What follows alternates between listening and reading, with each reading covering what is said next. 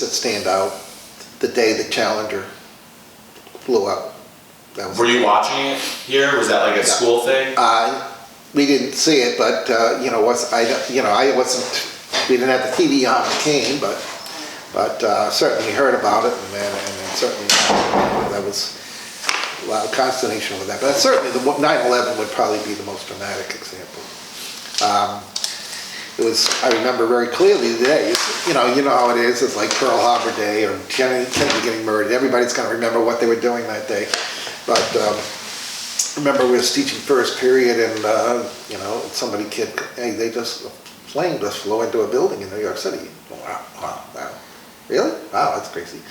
And we finished the lesson. The next class comes in and says, "Hey, World Trade Center just collapsed, fell down." You just like, what? Huh? Can't be, And so we turning on the TV and watching it, and so that was certainly just one of those things when you just can't take your eyes off it, and it certainly was, changed everything. But so yeah, it was quite a day to have to live through. We did speak earlier about Vietnam, which is very. I'll trade you that cup. Oh yeah, all right. Because this is a real oldie here. Huh? What year is this? I'm wondering about the young man in the right corner.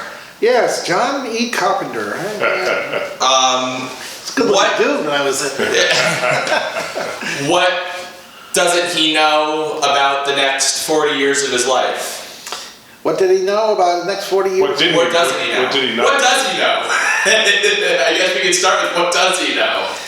I'm not sure what you want me to go with there, but certainly at that point in time, like I said, I just handed, this was supposed to be what year, 91, 92? 69. 69, yeah.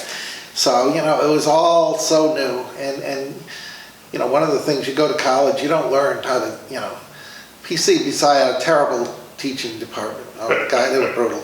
So I got out of it, I just did history. I started out in education, but guys are nuts, they don't teach you anything. So I got out, it was a strictly history meeting. So, how to teach, how do you teach? Fly by the seat of your pants, and it's all trial and error, and a lot of error, those first years. So that first year of teaching is very difficult. I can remember just having a sick stomach every day for 3 months. I'm sure this is something every new teacher goes through, right? But that first semester is just brutal because, it's, first of all, you're one day ahead of the kids. I wasn't an English teacher, doing poetry. What the hell does this poem mean? I have no idea. Right. All right, I'll go look it up and find out, and so, the kids might think you know what you're doing, but basically you're just 1 or 2 steps ahead of them. So, but so it was a challenge. Like I said, those first couple of years were kind of hit and miss, but we stuck it out, and because I love teaching. I don't think I ever, but I had to worry about the financial side of it more. We got paid $6,000 my first year teaching. So that doesn't go too far. And of course, just so happened, 69 and 70 was the economy just kind of blew up. We had big inflation coming along, and so things were expensive, and so you're in debt. Got a baby, got 2 babies at home. How are you going to handle all of this? So I had to think about leaving, and I was going to become an accountant. Again, God's providence. The teacher I had, my first teacher was good. I was in the second year accounting, and I got an accountant who was trying to teach this thing, and he was terrible. He didn't teach you anything. He'd give you a test, and the highest grade in the room is 38 or something. And so I can't do this. So again, I think that's providential. God was way of saying, no, I don't want you doing that. You're staying where you are. So, but so that was pretty much. That was about 75, 76 when okay, teaching is it. Yeah. Good, bad, or indifferent. And it was financially tough. These young teachers don't know, how lucky they are. We had to make a lot of sacrifices financially, those first 10 years or so. But again, I'm very lucky to be able to do what you want to do with your life, and that's the important thing, I think. So. And what doesn't he know about the next 40 years of his What life? did I not know? I did not know that LaSalle Academy, with its great traditions that it had, and a great background, and was going to continue to become the great school it was. For example, I could say, I met one of my former professors, first year I was teaching, and he wanted, I got it, I was a good student, so he knew me, and he knew I was a good student. And he asked me what I was doing, and I told him, oh, I'm teaching at LaSalle Academy. And he said, I don't know. If I were you, I'd think about getting out of there. Because in his view, LaSalle was going downhill. It was losing its credibility, as it was, because the brothers were leaving. The brothers were leaving in droves. It was a very radical time in the history of the church, with all these changes going on. So he didn't think it would make it, who knew?